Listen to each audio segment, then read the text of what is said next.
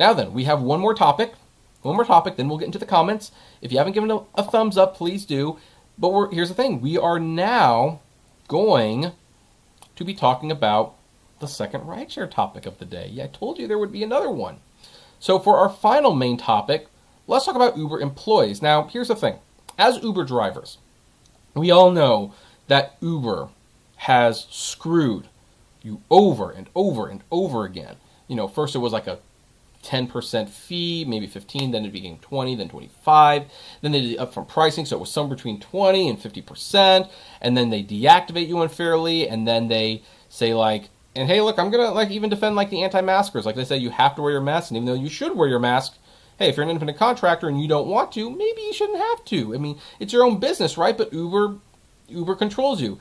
They spend millions of dollars to, fight employment reclassification.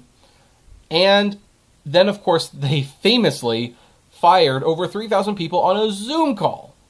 So Uber is not treating anyone who does any work for them fairly. And they lose money. And you keep wondering, how do they lose money while avoid bankruptcy? Well, maybe it's because they do things like this. Here's the headline.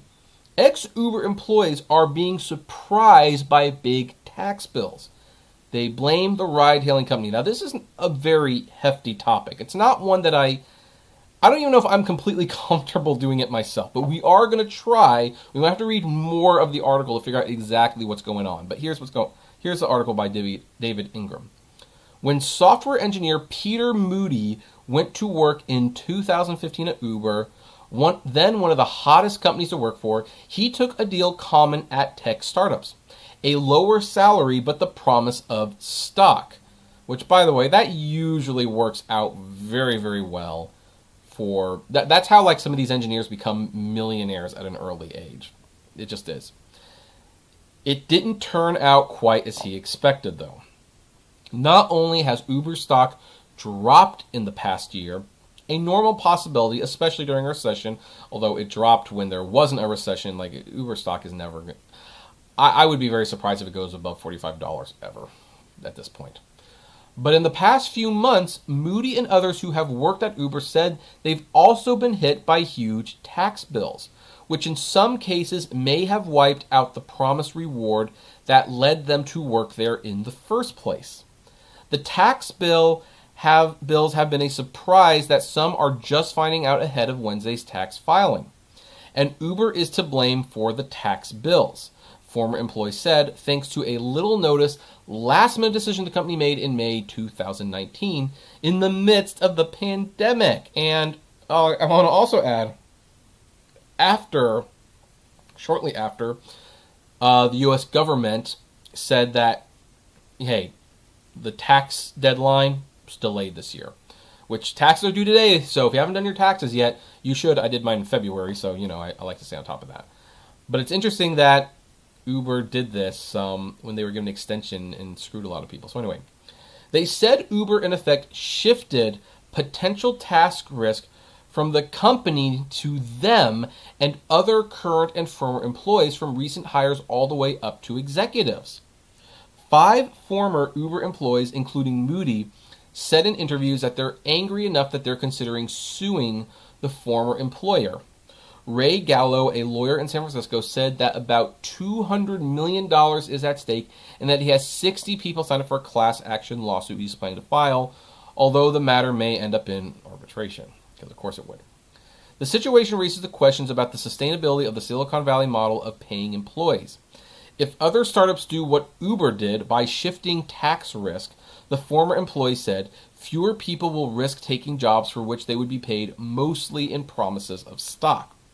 This year's tax bill means that years of work Moody put into the San Francisco startup won't pay off as he expected. He said he had planned to put his stock compensation into his 2 kids' college funds. And he says, walking away with no money or very, very little money after selling all of the RSUs was a very real possibility, he said, referring to restricted stock units, a form of stock compensation.